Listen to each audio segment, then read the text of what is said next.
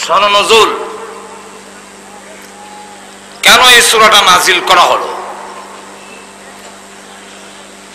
ইসলামের প্রাথমিক যুগে বিশ্বনবী রাহমাতুল লিল আলামিন 40 বছর একদিন অতিবাহিত হওয়ার পরে আল্লাহর পক্ষ থেকে যখন আদিষ্টিত হলেন প্রচার করার জন্যে, ইসলামের প্রচার ও প্রসারের জন্যে, তো বিশ্বনবীর এই প্রচারের মাধ্যমে আরবের প্রতিটি ঘরে ঘরে গুঞ্জন শুরু হয়ে গেল দুইটা জিনিসে। একটা হলো মহাগ্রন্থ আল কোরআন, আর একটা হলো বিশ্বনবীর চরিত্র। আল্লাহ তার রসুলকে মহাগ্রন্থ দিয়ে তিনি পাঠিয়েছেন। আল্লাহ নিজেই বলছেন, হুয়াল্লাযী আরসালা রাসূলাহু বিল হুদা ওয়া দীনিল হক লিইয়ুযহিরাহু আলাদ দীনি কুল্লি ওয়ালাউ কারিহাল মুশরিকুন।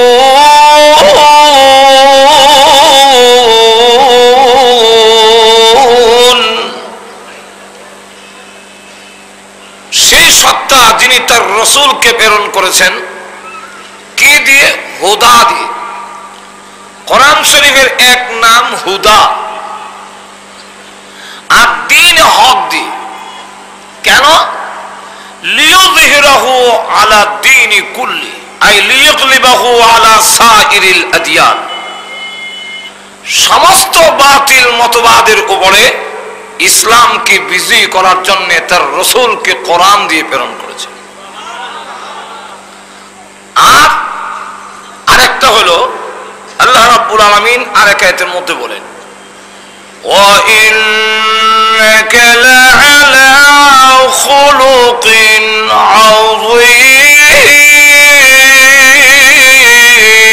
আযীম। অগণবিজি, আপনাকে খুলুকে আজিম দেওয়া হয়েছে, মহান চরিত্র দেওয়া হয়েছে, যে এই চরিত্র পৃথিবীতে আল্লাহ আর কোন নবীকেও দান করেন। এই দুটা জিনিস, একটা হলো আল্লাহর কোরআন, আর একটা হলো বিশ্ব নবীর মহান চরিত্র। কারণ যারা সমাজের বিপ্লব ঘটাবে, যিনি সন্ত্রাস দমন করবে, উনি নিজেই যদি সন্ত্রাসী হন, তার পক্ষে কি সন্ত্রাস দমন করা সম্ভব? আর জোরে কন। তিনি আত্মসাৎ প্রতিরোধ করবেন, তিনি নিজে যদি আত্মসাৎকারী হন। যেমন লক্ষ্য করে দেখুন, বিশ্বের সবচেয়ে বড় দেশের প্রেসিডেন্ট আমেরিকার বুশ, তিনি যেখানে নিজেই বড় সন্ত্রাসী, ওনার মাধ্যমে বিশ্বের সন্ত্রাস দমন করা বা হওয়া কিছুতেই সম্ভব নয়। যিনি সমাজকে পরিবর্তন ঘটাবেন, ওনার তো চরিত্র মহান চরিত্র হতে হবে। একমাত্র আল্লাহর নবী বিশ্ব নবী রাহমাতুল লিল আলামিন, তিনি ছিলেন মহান চরিত্রের অধিকারী, যার চরিত্রের মধ্যে কলঙ্কের কোন জাতীয় দাগ ছিল না। আল্লাহ রাব্বুল আলামিন এই দুইটা জিনিসের মাধ্যমে তার চরিত্রের মধ্যে এমন আকর্ষণ ছিল, ছোট ছোট বাচ্চারা আসলেও তার মা বাবার নাম ভুলে যেত।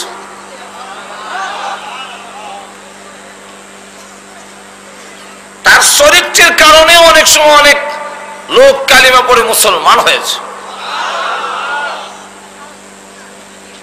যেমন এক ইহুদি ছেলে একটি বোঝা নিয়ে যাচ্ছে, কিন্তু সে নিতে পারছে না, এই জন্য চোখের পানি ছেড়ে দিয়ে কাঁদছে। আল্লাহ রসুল বলেন, তোমার এই বোঝাটা, এই কাঠটি আমার মাথায় দিয়ে দাও, আমি তোমার বাড়িতে পৌঁছাই দিই। একটা ইহুদির ছেলের বিরাট বড় গাঠি বিশ্বনবী মাথায় নিয়ে নিলেন। তার বাড়ির সামনে গিয়ে রসুল তার গাঠটি রেখে দিয়ে বলেন, আমি এবার চলে যাই। তার বাবা জিজ্ঞাসা করে, এত বড় গাঠটি কে এনে দিল? ছেলেটি জবাব দেয়, লোকটা দেখতে 14 তারিখের চন্দ্রের চাইতে আরো উজ্জ্বল তার চেহারা, তার মিষ্টি মধুর ভাষা, লোকটা চিনি না। তার বাবা জিজ্ঞাসা করে, কোনো পারিশ্রমিক চাইনি? না। ইহুদি লোকটা বলে, 14 তারিখের চন্দ্রের চাইতে তার আরো উজ্জ্বল চেহারা, সমধুর তার ভাষা, কোনো পারিশ্রমিক নিল না। লোকটাকে দেখার জন্য দৌড়ে বের হয়েছে। দেখেন বিশ্বনবী হেঁটে হেঁটে যাচ্ছে। ছেলেটিকে জিজ্ঞাসা করে, ওই যে লোকটা দেখা যায় উনি কি? বলে, হ্যাঁ, উনি তো মুহাম্মদ, উনি আব্দুল্লাহর ছেলে মুহাম্মদ। তাই নাকি? দৌড়ে আসলো, হে মুহাম্মদ দাঁড়ান, আমি বুঝে ফেলেছি আপনার আজকের আচরণে আপনি আল্লাহর পয়গম্বর, কোনো সন্দেহ নেই। সুতরাং আমি আর একটা মুহূর্ত দেরি করতে চাই না, এই মুহূর্তে আমাকে কালিমা পড়াইয়া দেন, আমি এখনই মুসলমান হয়ে যাব। সুতরাং বিশ্বনবীর চরিত্রের যে একটা আকর্ষণ, এই দুটা জিনিসে আরব দেশের প্রতিটি ঘরে ঘরে গুঞ্জন শুরু হয়ে গেছে। সমস্ত তাগুতি শক্তির বিরুদ্ধে, লাত উজ্জা মানাতের বিরুদ্ধে রসুল যে লা ইলাহা ইল্লাল্লাহ দাওয়াত শুরু করে দিলেন। রসুলের এই দাওয়াতে যারা সাড়া দিল তারা অত্যন্ত নিরীহ, গরিব, কালো, দেখতে সুন্দর না, আবার অনেকে গোলামের ঘরের গোলাম, স্বাস্থ্য নেই, টাকা নেই, ধনসম্পদ যাদের আছে এবং যাদের ক্যাডার বাহিনী ছিল, লাঠিয়াল বাহিনী, তারা বেশিরভাগ ইসলাম এবং নবীর বিরুদ্ধে। যেমন আল্লাহ নিজে বলছেন, মান্নাইল লিল খায়র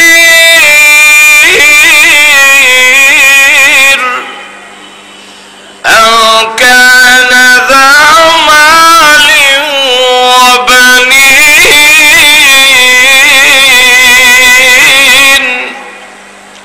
মান্নাইল লিল খায়র, কল্যাণের কাজে বাধা প্রদানকারী।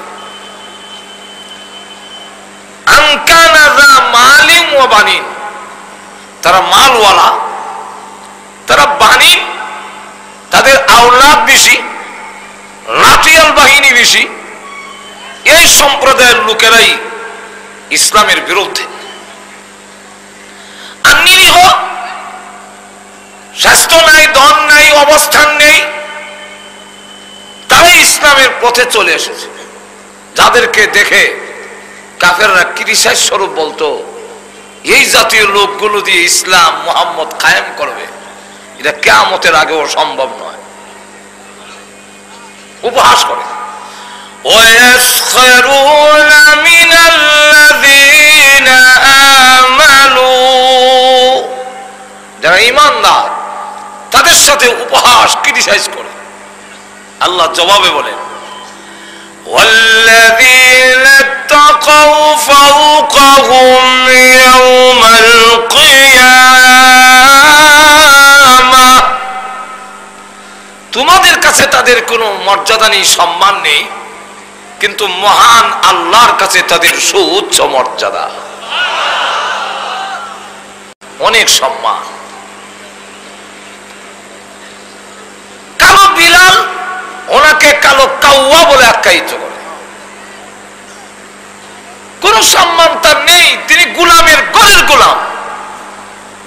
কিন্তু আল্লাহর নবী, বিশ্ব নবী রাহমাতুল লিল আলামিন ডেকে বলেন, হে বিলাল শোনো, কিয়ামতের কঠিন ময়দানে আমাকে আহ্বান করা হবে জান্নাতের গেটটা খুলে দেওয়ার জন্য। কারণ জান্নাতের সব আমি বিশ্ব নবীর হাতে থাকবে। কার হাতে? বিশ্ব নবীর হাতে। আল্লাহ রসুল বলেন, আমি যখন উঠে আরোহণ করব তখন তুমি কালো বিলালকে আহ্বান করা হবে আমার উটের লাগাম ধরার জন্য। হে বিলাল শোনো, কিয়ামতের কঠিন ময়দানে আমি উঠে আরোহণ করব, আর তুমি নিচে থেকে আমার উটের লাগাম ধরে ধরে কিয়ামতের কঠিন ময়দানে তুমি বিলাল আমার সাথে জান্নাতের ভিতরে প্রবেশ করবে। কালো বিলাল, তাদের কাছে দাম নাই, কিন্তু আল্লাহর কাছে দাম আছে। কিন্তু যেহেতু তাদের লাঠিয়াল বাহিনী নেই, ধন সম্পদ নেই, কাফেরদের নির্যাতনের শিকার, কাউকে জ্বলন্ত আগুনের আংরার মধ্যে শুয়ে রেখে বাড়ি পাথর দিয়ে চাপা দিয়ে রাখে, যেমন হযরত খাব্বাব, ওনার কোমরে পিঠে গর্ত হয়ে গেছে। খলিফাতুল মুসলিমিন ওমর রাদিয়াল্লাহু আনহু শাসনামলে উনি একদিন ভাষণের মধ্যে বললেন জনগণের সামনে, আমার মনে হয় ইসলামের জন্য বিলাল যা কষ্ট করেছেন এই কষ্ট আর কেউ করে। এমনি হযরত খাব্বাব রাদিয়াল্লাহু আনহু দাঁড়ায় বললেন, ওমর আমার নামটা বললেন না? হযরত ওমর রাদিয়াল্লাহু আনহু বলেন, আপনি ইসলামের জন্য কি কষ্ট করেছেন তা তো আমার জানা নেই, একটু বলুন। হযরত খাব্বাব রাদিয়াল্লাহু আনহু তিনি দাঁড়িয়ে পিঠের কাপড় সরাইয়া দিলেন, আমার মুখে বলার দরকার নেই, আমার পিঠ এবং কোমর বলে দিবে আমি ইসলামের জন্য কি করেছি। যে মাত্র কাপড় উঠালেন আমিরুল মুমিনিন হযরত ওমর রাদিয়াল্লাহু আনহু তিনি মুখে হাত রেখে বললেন, খাব্বাব কাপড় ছেড়ে দাও, আল্লাহর কসম আমার জিন্দেগিতে এমন আশ্চর্য কোমর কোনদিন দেখি, তোমার কোমরের মধ্যে কোনো গোশত নেই, পিঠের মধ্যে বড় বড় গর্ত দেখা যায়, এগুলা কিসের? তখন তিনি ডাক দিয়ে বলেন, কাফেররা আমাকে জ্বলন্ত আগুনের আংরার মধ্যে রেখে বাড়ি পাথর বুকের মধ্যে চাপ দিত, আমি নড়াচড়া করতে পারতাম না। ওই গরম আগুন লেগে আগুনের আংরাগুলো আমার কোমরের পিঠের গোশতগুলো গলে গলে আগুন নিভে যেত, তারা আবার আগুন ধরাতো আর ডেকে বলতো, হয়তো তোমার মরণ হবে আর না হয় ইসলাম ছেড়ে দিবে, এছাড়া 3 নম্বর আর কোনো রাস্তা নেই। আমি বলে দিতাম, শোনো, শুধু এইভাবে একবার নয়, আমাকে যদি 100বার আগুন দিয়ে জ্বালানো হয় আল্লাহর কসম 100বার আগুনে জ্বলতে রাজি আছি, কিন্তু ঈমান ছাড়তে রাজি নয়। কারণ ঈমানের মূল্য জীবনের চাইতে বেশি না কম? আর একটু জোরে কম। কেন বেশি? যে আমি যদি আমার জীবন ইসলামের জন্য দিয়ে দেই, মৃত্যুর পরে আবারও জীবন পাওয়া যাবে। জোরে বলুন ঠিক না? মৃত্যুর পরে কি আবার জীবন পাওয়া যাবে না? তবে জীবন দিলে জীবন পাওয়া যাবে, আর ঈমান হারা হয়ে পৃথিবীর থেকে বিদায় হয়ে গেলে ঈমান আর পরে পাওয়া যাবে না। যেরকম ঠিক কিনা?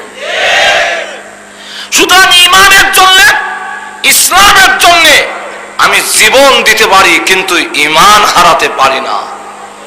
আর একটু জোরে কম। আপনারা এদের সাথে একমত কিনা? আর একটু জোরে কম। প্রয়োজনে আমরা এই দেশ ছাড়া হতে পারি, প্রয়োজনে জীবন উৎসর্গ করতে পারি, কিন্তু আমি ঈমান ছাড়তে পারি না। আর একটু জোরে কম। এমন কোন পরিস্থিতি যদি সৃষ্টি হয়, আল্লাহ না করুন, ঈমানের জন্য, ইসলামের জন্য জীবন দেওয়ার পরিস্থিতি যদি সৃষ্টি হয়, সেই জীবন দিয়ে হলো ঈমানকে রক্ষা করার জন্য কারা কারা প্রস্তুত আছে হাত তুলে দেখা।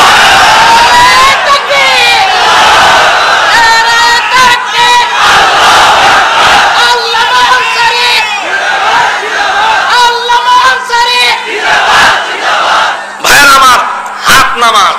এটাই দেখলাম, একটু টেস্ট করলাম শুরুতে। সাহাবায়ে কেরাম আজকে সারা বিশ্বে এই সূরা আমাদেরকে শিক্ষা দেওয়া হচ্ছে, এই কথাটাই বুঝাবেন যে ঈমানের পথ অত্যন্ত পিচ্ছিল পথ, ঈমানের পথ অত্যন্ত কঠিন পথ। যারা বলেন ঠিক কিনা? এর জন্য রক্ষার জন্য যারা জীবন দেওয়ার প্রস্তুত থাকবে, এই জাতিকে কেউ দাবায় রাখতে পারবে না। আর একটু জোরে কন। সুতরাং আসুন, এইভাবে হযরত আম্মার ইবনে ইয়াসিরকে লোহার পোশাক পরিধান করে জ্বলন্ত আগুনের মধ্যে রেখে দেয়। লোহার পোশাকটা গরম হয়ে শরীরে লাগলে কেমন হবে? অথচ রসুল কাছে দিয়া যায়, ইয়া রাসূলুল্লাহ মাতা নাসরুল্লাহ, আল্লাহর সাহায্য কখন আসবে? আপনারা বলছেন আল্লাহ সাহায্য করবে, আর কোন দিন আসবে? গোশতগুলো খসে পড়ে গেছে। আল্লাহ রসুল শুধু বললেন, হে আম্মার ইবনে ইয়াসিরের পরিবারের লোকেরা, ধৈর্য ধরো, আল্লাহর সাহায্য আসবে, এর মধ্যে কোনো সন্দেহ নেই। আল্লাহর সাহায্য আসার আগে আগে যদি তোমাদের মৃত্যু হয়ে যায়, আমি রসুল ঘোষণা দিলাম আল্লাহর তৈরি জান্নাত তোমাদের জন্য ওয়াজিব হয়ে যাবে। এইভাবে নির্যাতন শুরু হলো, আর সাহাবায়ে কেরাম ধৈর্যের সাথে ঈমানের সাথে তা মোকাবেলা করতে লাগলেন। এমনকি বিশ্ব নবী পর্যন্ত রেহাই পেলেন না, তিনিও নির্যাতনের শিকার হলেন। তাফসীরে কাবীরের মধ্যে লেখেন, আল্লাহর নবীর একদিনের কষ্ট যদি এক পাল্লায় রাখা হয়, সকলের কষ্ট আরেক পাল্লায় ওজন দিলেও হবে না। এত কাদা খাচ্ছেন আল্লাহর রাসূল তায়েফের জমিনে। তাফসীরে কাবীরের মধ্যে লেখে, তাম পৃথিবীর মানুষের কান্নার পানি যদি এক জায়গায় জমা করা হয়, হযরত দাউদ নবীর সমান হবে না। দাউদ নবী সব তাম পৃথিবীর মানুষের কান্নার পানি যদি এক জায়গায় জমা করা হয়, হযরত নূহ আলাইহিস সালাতুস সালামের সমান হবে না। নূহ আলাইহিস সালাম সহ তাম পৃথিবীর মানুষের কান্নার পানি যদি এক জায়গায় জমা করা হয়, হযরত আদম আলাইহিস সালামের সমান হবে না। আদম আলাইহিস সালাম সহ তাম পৃথিবীর মানুষের কান্নার পানি যদি এক জায়গায় জমা করা হয়, বিশ্ব নবীর তায়েফের একদিনের কান্নার সমান হবে না। আল্লাহ রাব্বুল আলামিন তখন মুসলমানদেরকে সান্ত্বনা দেওয়ার জন্য, যে শুধু আজকে এই নির্যাতন আজকে তোমাদের উপরেই নয়, অতীতেও যারা ঈমান এনেছেন তাদের উপরে নির্যাতনের স্টিম রোলার চালায় দেওয়া হয়েছে। নবীদেরকেও কষ্ট দেওয়া হয়েছে। কোন নবীকে করাত দিয়ে মাঝখান দিয়ে দ্বিখণ্ডিত করা হয়েছে, কোন নবীকে লোহার চিরুনি দিয়ে গোশতগুলো টেনে খসে ফেলে দেওয়া হয়েছে। এটা আজকে নতুন নয়, এটা পুরাতন ইতিহাস। কিন্তু পুরুষও আছে, নারীও আছে। ইসলামের প্রাথমিক যুগে শুধু পুরুষের প্রতি নির্যাতন করেছে এরকম নয়, নারীদের প্রতিও নির্যাতন এসেছে। আর এমন নারীরা পৃথিবীর থেকে বিদায় হয়েছেন, তার ইজ্জত সম্মান সব উৎসর্গ করেছেন, কিন্তু ঈমান ছাড়া হয়নি। শাহাদাতের খাতায় একজন মহিলার নাম প্রথমে। এটা আজকে নতুন নয়, এটা পুরাতন ইতিহাস। ফেরাউন তাফসীরে মাজহারিতে আল্লামা সানাউল্লাহ ফানিবতী রাহমাতুল্লাহ আলাইহি লিখেন যে ফেরাউনের ঘরের ভিতরে দ্বীনের চর্চা চলছে, সেই খবর ফেরাউনের নেই। স্বামীর নাম হলো হিজকিল, আর স্ত্রীর নাম হাদিসে উল্লেখ করা হয়েছে মাশাতা। অথচ ফেরাউন 100 বছর পর্যন্ত ধর্মীয় কোনো শিক্ষা চলতে দেয়নি। যারা ছিল আলেম ওলামা, ধর্মীয় চর্চা করবে, তাদেরকে হত্যা করা হয়েছে। কিন্তু তার ঘরের ভিতরে এই স্বামী স্ত্রী ধর্মীয় শিক্ষা চালু রেখেছেন। তাদের 2টা সন্তান, তাই 100 বছর পর্যন্ত ভিতরে ঈমান লুকিয়ে রেখে দিয়েছেন, প্রকাশ করেনি। কিন্তু হঠাৎ করে একদিন মা সে তার জবান থেকে বের হয়ে এসেছে, আল্লাহ, তোমাকে যারা লা শরীক মানে না তারা ধ্বংস হোক। ফেরাউনের মেয়ে জিজ্ঞাসা করে, তোমাকে যারা লা শরীক মানবে না তারা ধ্বংস হোক, এই কথাটা কাকে বলছো? আমার আব্বার কথা বলছো নাকি? যে আমার আব্বাকে যারা মানবে না তারা ধ্বংস হোক? ওই মা সাথে জবাব দেয় না,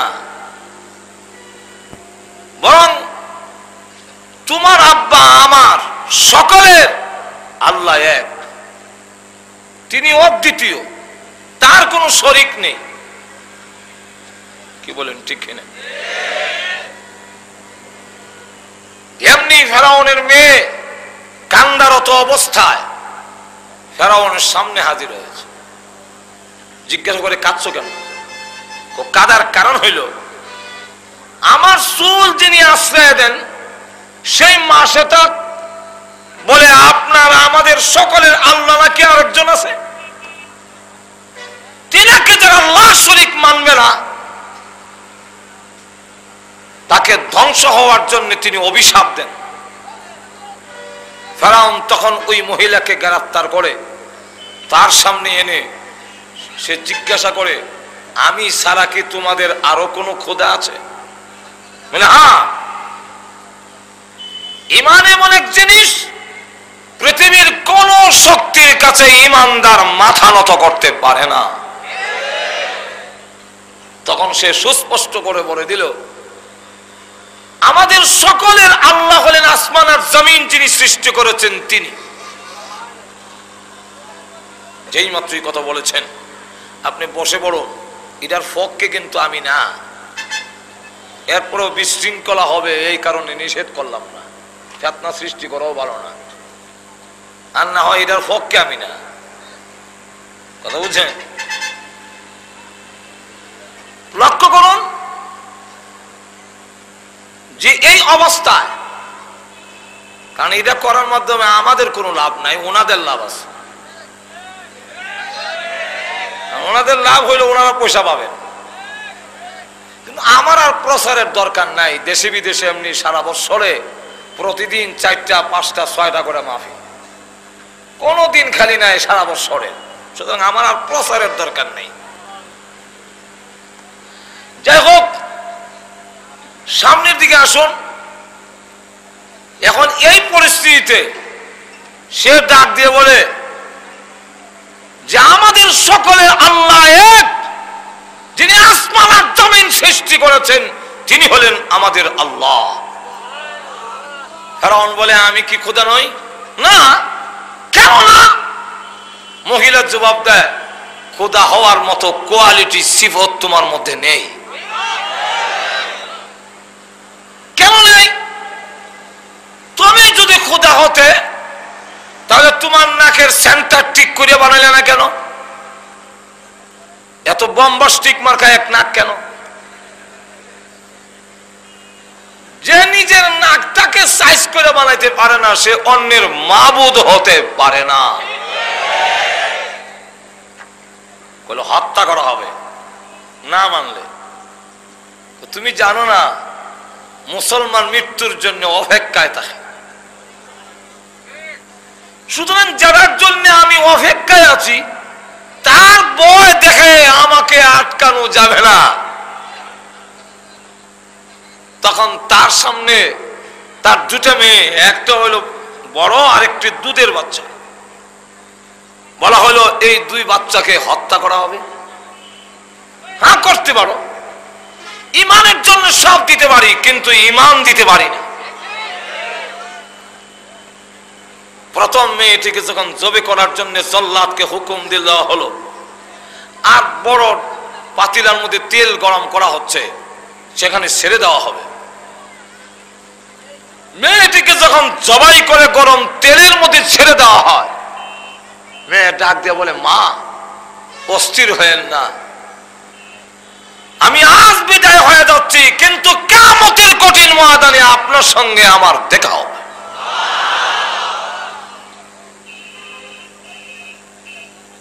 তখন মহিলাকে বলল, দুধের বাচ্চাটাকেও জবাই করা হবে, এখনো সময় আছে।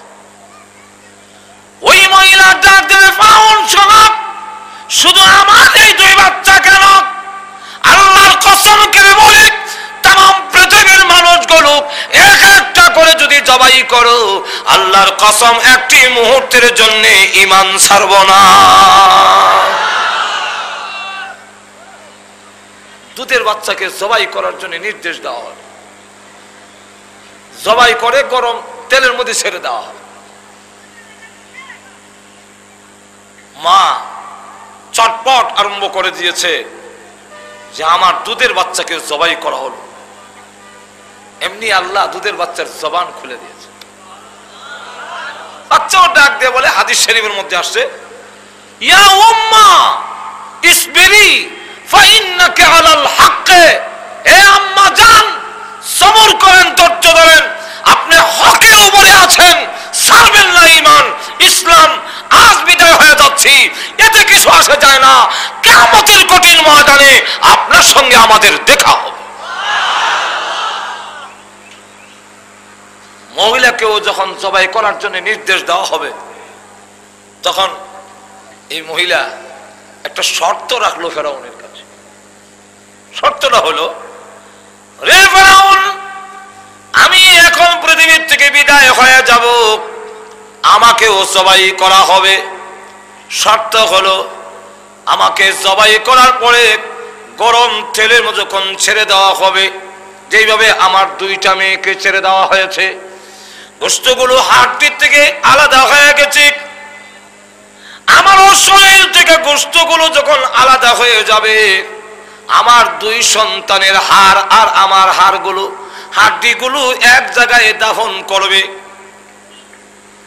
মার উদ্দেশ্য আলাদা, কিয়ামতের কঠিন ময়দানে মানুষগুলো যখন কবর থেকে উঠবে, আমি যেন আমার দুইটা বাচ্চা সহ মহান আল্লাহর দরবারে হাজির হতে পারি।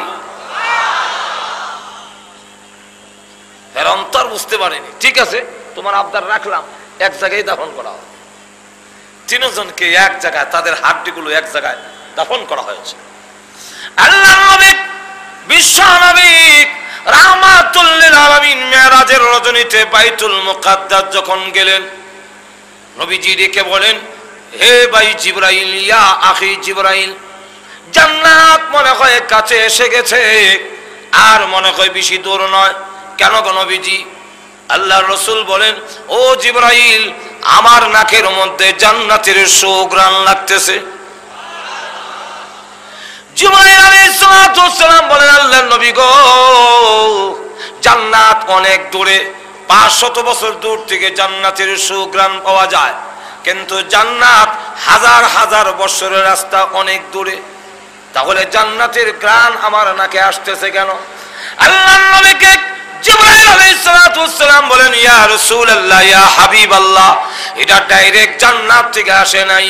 ওই যে ফেরাউন মাসে তার দুই বাচ্চা সহ হাড্ডিগুলো এক জায়গায় দাফন করেছিল, সেই কবর থেকে জান্নাতের সুঘ্রাণ আসতেছে। সুতরাং সেই কথাটা জানায় দেওয়ার জন্য, ও বিশ্বের মুসলমান, শুধু নতুন এই নির্যাতন আজকের নতুন নয়। ইসরায়েল আজকে ফিলিস্তিন নিরীহ অসহায় বাচ্চা এবং নারীদেরকে মাটির সাথে মিশিয়ে দিচ্ছে, ঠিক না?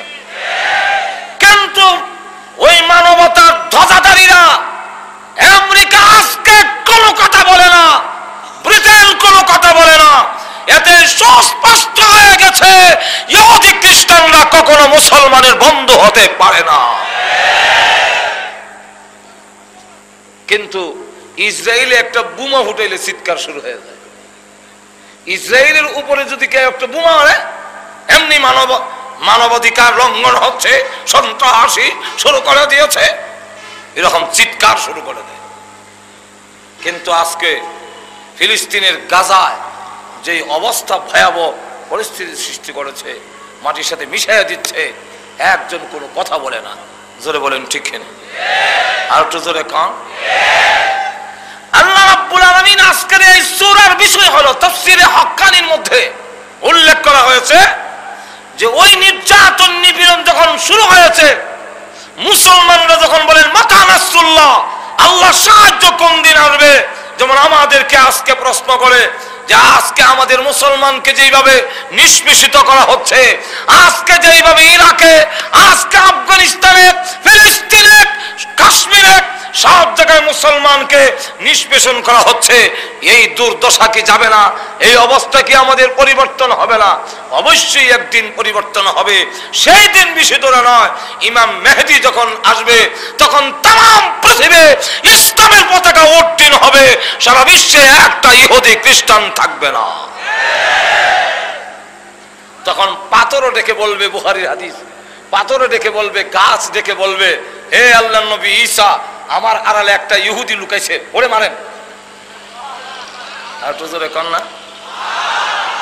আর এখন যে মার খাচ্ছি তাহলে ইমাম মেহেদীর দুয়াই দিয়ে আমরা আর কতদিন চলব? বর্তমান অবস্থা কি? বর্তমান আমাদের এই অবস্থার কারণ হইল এর জন্য আমরা নিজেরাই দায়ী। আর তো জোরে কন। কি দায়ী?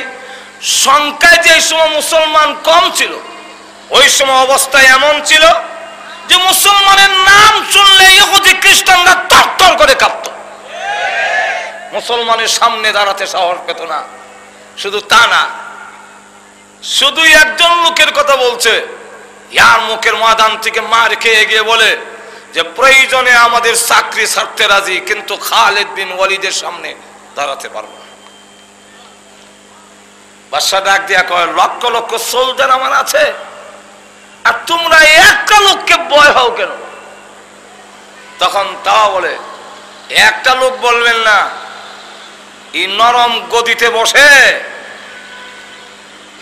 একটা লোক বলবেন না, সাহস থাকলে মাঠে যান, তাহলে বুঝবেন মুসলমান কাকে বলে, খালেদ কারে কয়। আমরা দেখেছি খালিদ বিন ওয়ালিদ একটা তরবারি নিয়ে উপর দিকে উঠায়, নারায়ে তাকবীর স্লোগান দিয়ে যখন এই তরবারি চতুর্দিকে ঘোরায়, আমাদের কাছে মনে হয় সারা আকাশে দিনের জিলকির মতো তরবারি ঘোরাচ্ছে। আর নিচের দিকে যখন নামাবার সময় আল্লাহু আকবার কইয়া নামায়, তখন আমাদের কাছে মনে হয় একসাথে 1,60,000 তরবারি পড়তেছে। মুসলমান যেই সময় কম ছিল তখন মুসলমানকে ভয় পেত, আর আজকে মুসলমানের সংখ্যা পৃথিবীতে কম নাকি? আর একটু জোরে কম। আল্লাহ রসুল বলেছেন যে আখিরি জামানায় এমন এক সময় আসবে, দস্তরখান বিছিয়ে যেভাবে একজন আরেকজনকে খাবারের জন্য আহ্বান করে, ঠিক তেমনি ভাবে মুসলিম জাতিকেও এমন এক সময় আসবে, এক কাফের আরেক কাফেরকে আহ্বান করবে মুসলমানকে ধ্বংস করার জন্যে, ছিঁড়ে ফেরে খাওয়ার জন্যে। সাহাবীরা জিজ্ঞাসা করেন, ইয়া রাসূলুল্লাহ, তখন কি মুসলমান কম হবে? রাসূল বলেন, বাল কাসীর, বরং বেশি হবে। তো হুজুর কারণটা কি যেভাবে ছিঁড়ে ফেরে খাবে? মুসলমান এত সংখ্যা থাকার পরেও মুসলমান মায়ের খাবে কেন? আল্লাহ রসুল বলেন, কারণটা হলো ওয়াহান। সাহাবাই কেরাম জিজ্ঞাসা করেন, হুজুর ওয়াহানটা কি? আল্লাহ রসুল বলেন, একটা হলো হুব্বুদ দুনিয়া। ওই যুগের মুসলমানের ভিতরে দুনিয়ার ভালোবাসা এসে যাবে, দুনিয়ার মহব্বত এসে যাবে।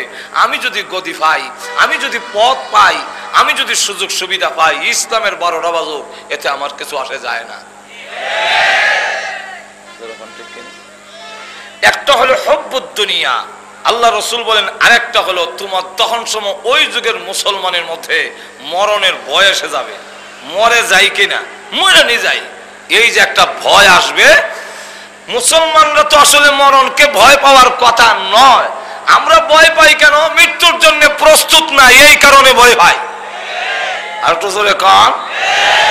আর সাহাবায়ে কেরাম মৃত্যুর জন্য মৃত্যুর ভয় পায়নি, এর কারণ জানেন মরতে দেরি হবে, আল্লাহর তরি জান্নাতে যাইতে দেরি হবে না। যেরকম ঠিক কিনা? আল্লাহর নবী রাহমাতুল লিল আলামিন ঘোষণা দিয়েছেন, কে আছো শাহাদাতের পেয়ালা গ্রহণ করবে, লাইনে দাঁড়াও। দেখা গেল বাবা ছেলে দুজন লাইনে দাঁড়ায় গেছেন, যুদ্ধের ময়দানে গিয়ে শাহাদাত বরণ করবে, আল্লাহর তরি জান্নাতের মধ্যে চলে যাবেন। বিশ্বনবী রাহমাতুল লিল আলামিন ডেকে বলেন, না, একজন নেওয়া হবে, শাহাদাত বরণ করবে, একজন নেওয়া হবে। এই দুইজনের নাম, বাবার নাম আব্দুল্লাহ, ছেলের নাম জাবির রাদিয়াল্লাহু আনহু। বাবা আব্দুল্লাহ দাঁড়ালেন, জাবির রাদিয়াল্লাহু আনহু দাঁড়ালেন। নবী গো আমি যাব। বাবা কয় নবী আমি যাব।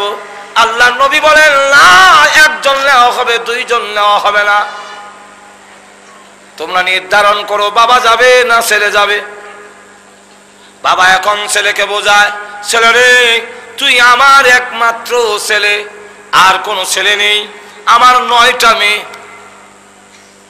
আমার স্ত্রী নেই, বিদায় হয়ে গেছে, তোদের মা নাই, আমি আল্লাহর তরি জান্নাতে চলে যাই শাহাদাত বরণ করে, তুমি তাদেরকে দেখাশোনা করো, আমি চলে যাই।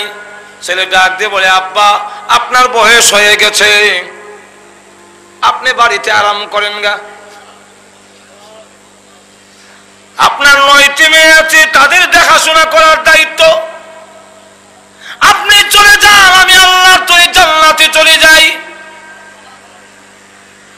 বাবা ডাক দৌড়ে, ছেলেরে, জান্নাতে যাওয়ার ব্যাপার, তুমি আমার কলিজার টুকরা সন্তান হতে পারো, কিন্তু আমার আগে জান্নাতে চলে যাবে এই সুযোগটা আমি দিতে পারি না। ছেলে ডাক দিয়ে বলেন, তাই যদি হয়, জান্নাতে যাওয়ার ব্যাপার যদি হয়, আপনি আমার আব্বা হতে পারেন, কিন্তু জান্নাতে আগে যাইবার দিতে পারি না। কেউই কাউকে ছাড় দিতে রাজি না। রাসূল বলেন, লটারি দাও,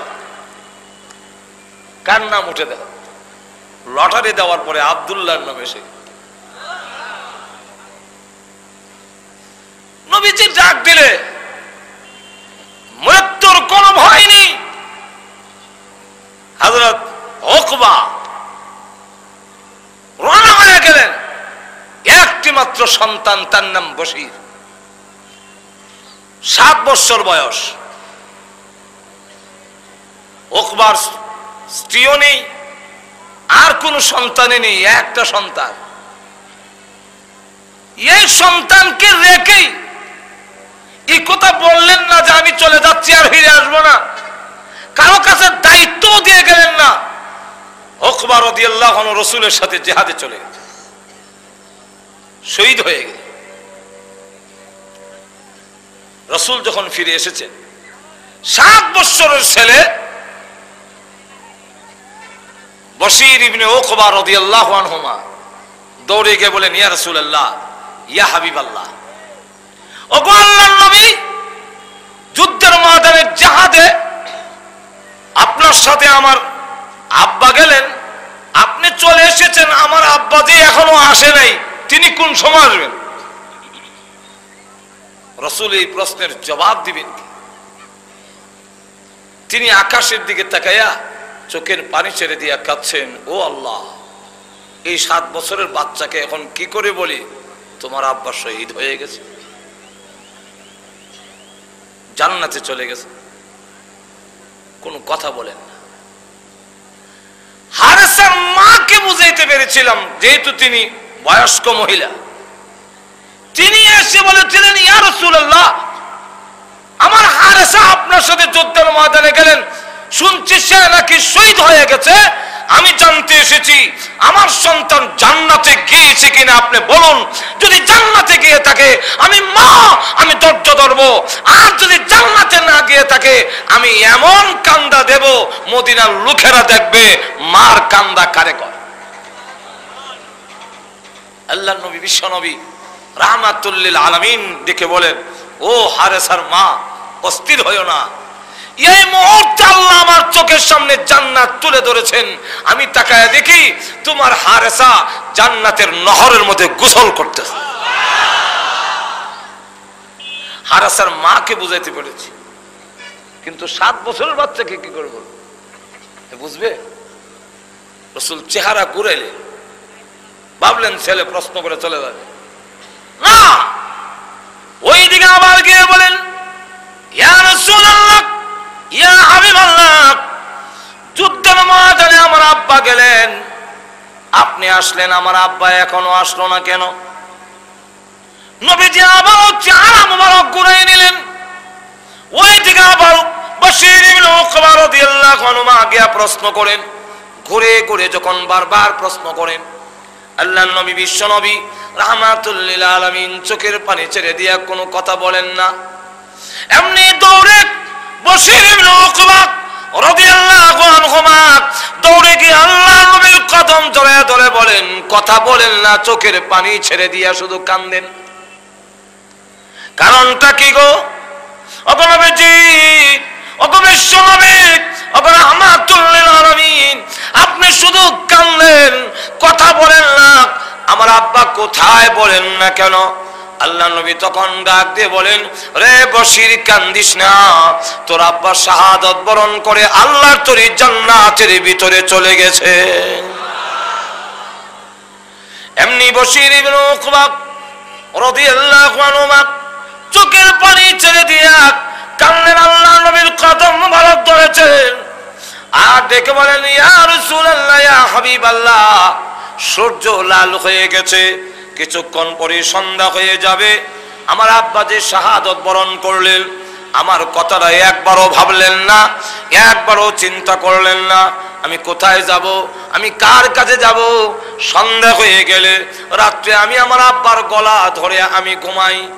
ওগণবীজি, আমার মা নাই, আমার ভাই নাই, বোন বলতে কেউ নাই, আমি কার কাছে যাব, কোথায় যাব? আজকের রজনী আমি কার গলায় ধরে ঘুমাবো? আমার আব্বা যে বিদায় হয়ে গেলেন, একবার আমার কথা কিছু বললেন না, আমি কোথায় যাব একবারও ভাবলেন না। অগণবীজি, আমি এখন কোথায় যাই, কার গলায় ধরে রাত্রি কাটাই?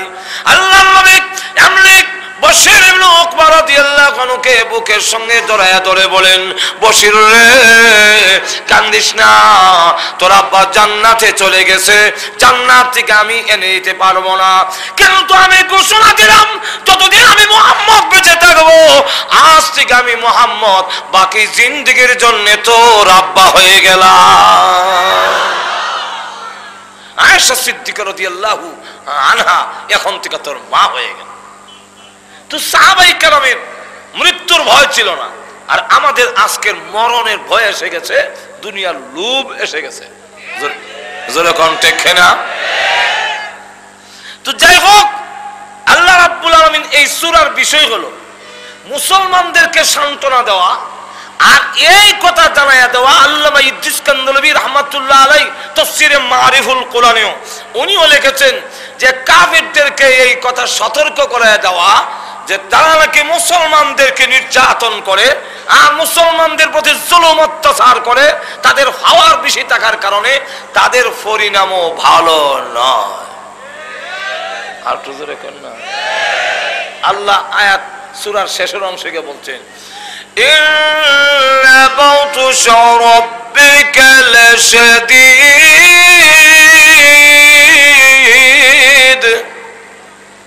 আল্লাহ আগে আলোচনা করে শেষে তার কথাটা জানাই দিয়েছেন যে আল্লাহ যেদিন যাকে ধরবে, আল্লাহর ধরা বড় শক্ত ধরা। জোরে বলেন ঠিক কিনা? তাদের পরিণামও ভালো না, শেষ পর্যায়ে তার পরিণামও খারাপ হয়। জোরে কোন ঠিক কিনা? যেমন যেমন লক্ষ্য করে দেখেন, সাদ্দামকে ফাঁসি দিয়ে,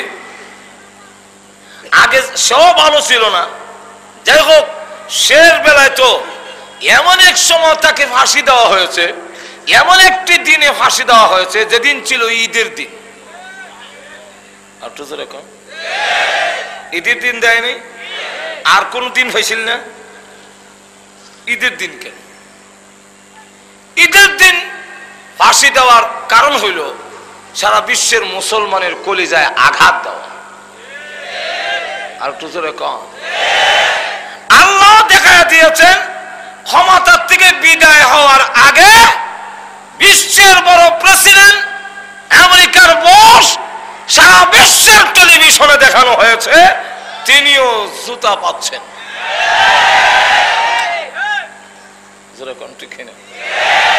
তাহলে বোঝা গেল যে পরিণাম তাদেরও ভালো। আসুন, আল্লাহ রাব্বুল আলামিন এই কারণে, এই হলো বিষয় যে যারা নাকি ঈমানের সাথে ধৈর্য ধারণ করে নির্যাতিত হয়, নিষ্পেষিত হয়, আল্লাহ বুঝাতে চান ঈমানের পথ রক্তে রাঙ্গা, ঈমানের পথ বড় পিচ্ছিল, ঈমানের পথ বড় কঠিন। এই পথ অতিক্রম করে জান্নাতে যেতে হইলে কাফেরদের নির্যাতন বুক করতে হবে। জোরে কোন ঠিক কিনা? বুক করে ইস্তেকামতের সাথে অটল অচল অনড় থাকতে পারলে তার পরিণাম হয় শুভ, সে জান্নাতে পৌঁছে যায়। আর না হয় একদিন পৃথিবীতে বিজয় হয়। আর যারা জুলুম করে, যারা অন্যায় করে, তাদের শেষ পরিণাম ভালো হয় না। আল্লাহ দেখাইয়া দিয়েছেন নমরুদের মতো এমন ক্ষমতা দরকেও তার নাকে দা মশা ঢুকাইয়া, তার নাকে দা মশা ঢুকছিল না? আর তো এখন নমরুদের নাকে দিয়া মশা ঢুকছিল তো? আমি বিশ্বাস করি না। আপনারা বিশ্বাস করেন? নাকেদা মশা ঢুকছে? নাকেদা মশা ঢুকতে পারে না। আপনাদের নাকের উপরে চুল আছে তো? আছে? নাকের উপরে চুল আছে? বুঝছে কিছু হা না কয়ে? নাকের উপরে চুল আছে তো? মুছ উঠে, দাড়ি উঠে, নাকে চুল উঠতে পারে না? এখানে চুল আছে, এখানে উঠলে কি আছে? এখানে কোনো চুল নাই, কিন্তু নাকের ভিতরে চুল আছে। যেরকম আছে কি নাই? নাকের ভিতরে চুল আছে, আবার নাকের ভিতরে আল্লাহ একটা আঠা লাগাই দিয়ে রাখছেন যার নাম ইঙ্গাইল। যেরকম ঠিক কিনে?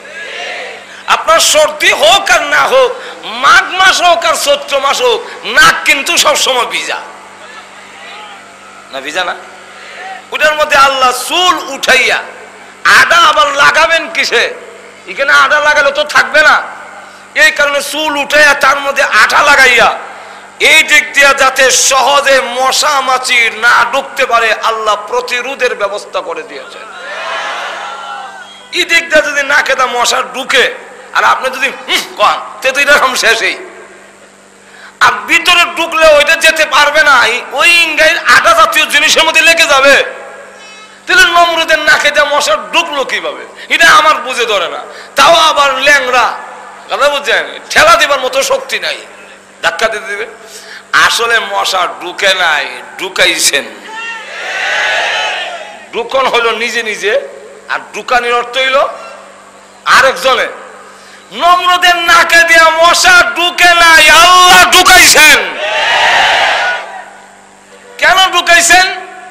তার আবার ঢুকাইলেন তো ঢুকাইলেন, এই মশাই দিক দিয়ে গিয়ে মাথার ব্রেইনে মগজের মধ্যে বসে বসে আবার জীবিত তাকে কামড় দেয়, তেমনি জুতা দাবি দেয়। তখন মশা কিছু রেশ নেয়, আবার জুতা বন্ধ করলে কেমন মরে। এইভাবে জুতা পিঠা খাওয়াইয়া আল্লাহ পৃথিবীর থেকে নিয়ে দেখাইয়া দিলেন তার পরিণাম ভালো নয়। যেরকম ঠিক কিনা? এরপরে আরো দেখুন, ফেরাউনকে আল্লাহ তা করে দেখাইয়া দিয়েছে। কে বলেন ঠিক না? তার মুখে তো পানি ঢুকে নাই, নাকে দেয়া আর তো গান নিচে, সে তখন সময় বুঝছে আমার কোনো পাওয়ার নাই। কিন্তু আল্লাহ তার নাকে, তার মুখে দিয়ে পানি ঢুকাইয়া আল্লাহ দেখাইয়া দিয়েছেন পরিণাম। আর তো যখন পরিণাম ভালো না। আল্লাহ এই কথাটা বোঝাবার জন্য, এই হলো আজকের সূরার বিষয়। অসুবিধা হইতেছে আপনাদের? যত তাড়াতাড়ি অসুবিধা হবে আমার জন্য ভালো। অসুবিধা হইতেছে? আসুন, আল্লাহ এই সূরাটা নাজিল করলেন। তো নাজিল করলেন, এইটা হলো তার শানে নজুলের অবস্থান, এবং মুসলমানদেরকে সান্ত্বনা দেওয়ার জন্য একটা ঘটনা এনেছেন। একটা ঘটনা আনছেন এখানে, কুতিল আসহাবুল উখদুদ, ধ্বংস হোক ফরিকা খননকারীরা। এই জায়গার মধ্যে একটি ঘটনা এনেছেন, বলবো? আরো জোরে বলেন। এই ঘটনা এনে আল্লাহ মুসলমানের ওই নির্যাতনের সহায়তার জন্য, মুসলমানকে সান্ত্বনা দেওয়ার জন্য, আর কাফেরদের পরিণাম যে অত্যন্ত খারাপ এটা বুঝাবার জন্য এই সূরা নাজিল হওয়ার পরেও কাফেররা ঠাট্টা বিদ্রুপ করে আর কয়, ও কি শোনায় আমাদের কাহিনী, কোন দিন এই দুর্বল জাতি আবার উপরে উঠবে, আমাদের বিচার হবে।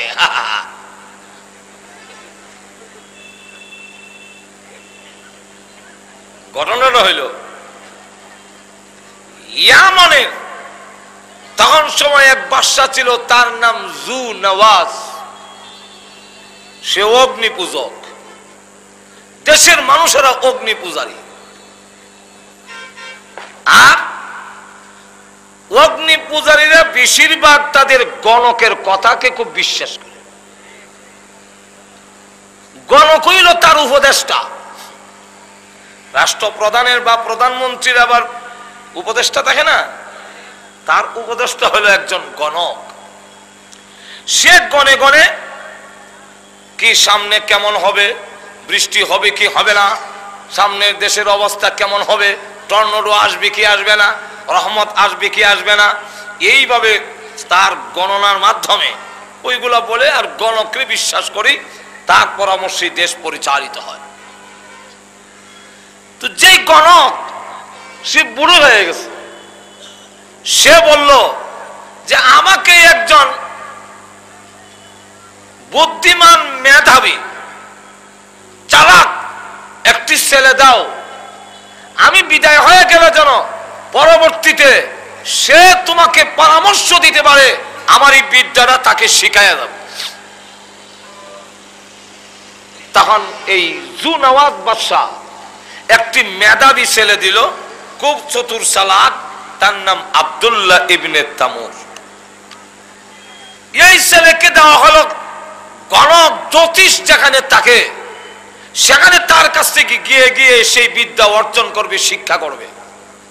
কিন্তু রাস্তার মধ্যে প্রতিমধ্যে তখন সময়ে ঈসা আলাইহিস সালামের ধর্মই ছিল সঠিক ধর্ম। গর্তের ভিতরে একজন দরবেশ, একজন ইনজিল কিতাবের একজন আলেম, তিনি মানুষকে লুকায়া লুকায়া গর্তের ভিতরে দ্বীনের প্রশিক্ষণ দেয়, ইসলাম শিখায়। এরা সন্ধান পেয়ে তখন সেও এই জায়গায় বসে বসে আলোচনা শুনে, ধর্মীয় আলোচনা শুনে তার কাছে ভালো লাগে, তাই সে এখানে দেরি করে, গণকের কাছে যাইতে দেরি হয়। তখন গণকে কেন দেরি করে আসলো পিঠায়।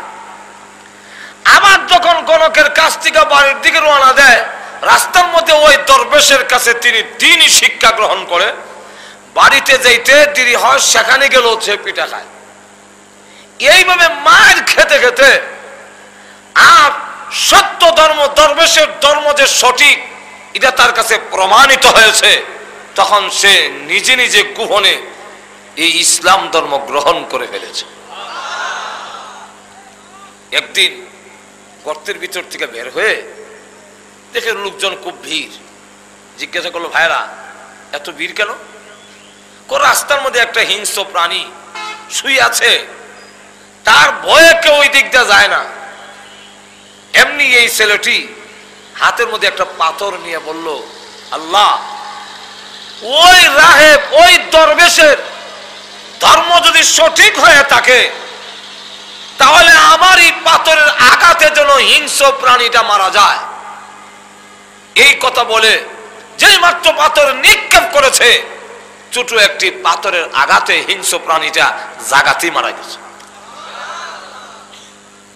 তখন লোকদের কাছে এই জিনিসটা একটা কারামত, অলৌকিক ঘটনা মনে হইল, যে ছোট্ট একটা পাথর দিয়ে ভাগ মেরে ফেললো। নিশ্চয়ই লোকটা একজন আল্লাহর ওলি। আর আসলেও দিন শিখতে গিয়ে, সত্য ধর্ম গ্রহণ করতে গিয়ে তিনি এইদিকেও মায়ের খান, ওইদিকেও মায়ের খায়। মায়ের খেতে খেতে তার ঈমান, ইসলাম আল্লাহর দরবারে কবুল হইয়া এমন স্তরে পৌঁছে গেছে, মুস্তাজাবুদ দাওয়াত ওলি সে হয়ে গেছে। অর্থাৎ কিছু কিছু আল্লাহর ওলি আছেন, আল্লাহর বন্ধুরা, অন্তরঙ্গ বন্ধু আছেন, যারা মুখ দিয়া যা বলে তাই আল্লাহর দরবারে কবুল হয়ে যায়। এমন কিছু লোক নাই? যাই হোক, এখন লোকেরা দৌড়ে এসে কেউ কা হুজুর আমার কুষ্ঠ রোগ ভালো হয় না, অনেক চিকিৎসা করছে, একটু একটু উনি হাত বুলায় দোয়া করে ভালো হয়ে যায়। জন্ম অন্ধ আসলে তিনি দোয়া করেন আর শর্ত দেয় যে ইসলাম ধর্ম যদি গ্রহণ করো আমি তোমার জন্য দোয়া করতে পারি, আল্লাহ চোখ ভালো করে দেওয়ার মতো ক্ষমতা আছে। এইভাবে জন্ম অন্ধের চোখে হাত বুলালে দৃষ্টি শক্তি ফিরে আসে। এই অবস্থা যখন শুরু হয়ে গেছে আমাদের দেশে, এমন কিছু যদি হয় তখন তো লোকেরা পারলে সেজদা দিয়ে ফেলে। যেরকম ঠিক কিনা? আরো যেরকম এখন দেখা গেল হিড়িক পড়ে গেছে সারা দেশের মধ্যে যে এই লোকটা যা বলে তাই হয়। তখন দরবেশ তাকে বলল, বাবা তুমি তো দেখা যায় অনেক উপরে চলে গেছো, তোমার উপরে বিপদ আসবে। এর কারণ মানুষ যখন উপরে উঠে তখন তার বিপদও বাড়তে থাকে। ধন যদি বেশি হয় বিপদ বাড়ে না কমে?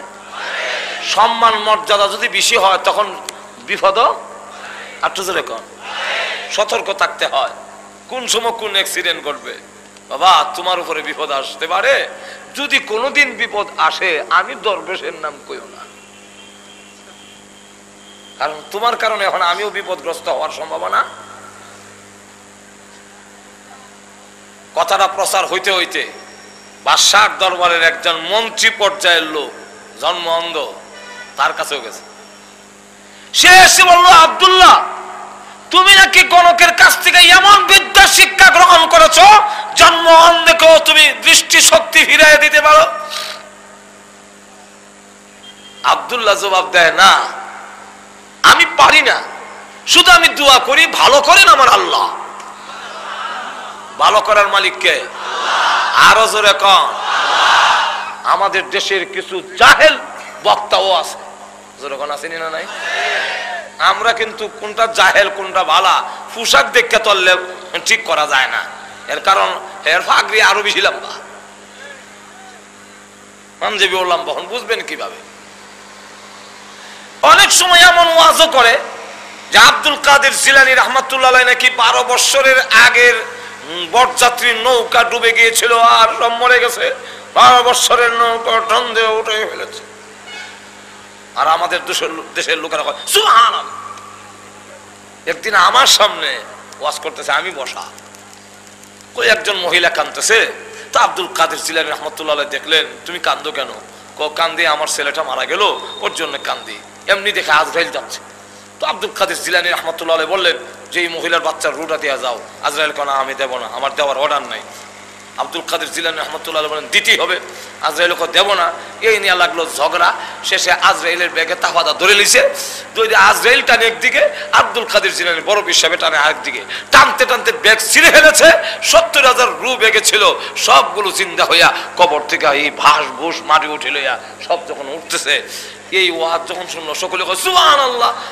আমি বললাম রাখেন, সুবহানাল্লাহ বলবেন পরে, আগে হুজুরের কাছে বুঝার দরকার ব্যাগটা কি এর ব্যাগ আছিল, এটা কি সালার ব্যাগ না পলিথিনের ব্যাগ। এইভাবে যে টাইনা ছিঁড়ে লইল, তখন সকলে কয় হ্যাঁ ঠিক ঠিক, এটা ধরেন হুজুর। আমি বললাম হ্যাঁ আপনারা সবে বলে ঠিক। বললাম হুজুর বলেন রুজে ব্যাগ ছিল, এটা খবর জানেন, ব্যাগটা কিসের আছিল বলেন? আমি হ্যাঁ হ্যাঁ না। আজরাইল কি এই ব্যাগের মধ্যে রু লইয়া গ্রামে গ্রামে আঠে? কই ভাইছেন এগুলা? এখন ঠিক না। এমন পচা ওয়াজ, কারণ মুর্দাকে জিন্দা করা, রোগ ভালো করা একক ক্ষমতা কার? আওয়াজ দিয়ে বলুন, আরো জোরে বলেন এই ক্ষমতা কার? কোন পীর আউলিয়া নবী রাসূল রোগ ভালো করা, মানুষের জীবন দেওয়ার ক্ষমতা নাই, এটা সম্পূর্ণ একমাত্র আল্লাহ। বিশ্বাস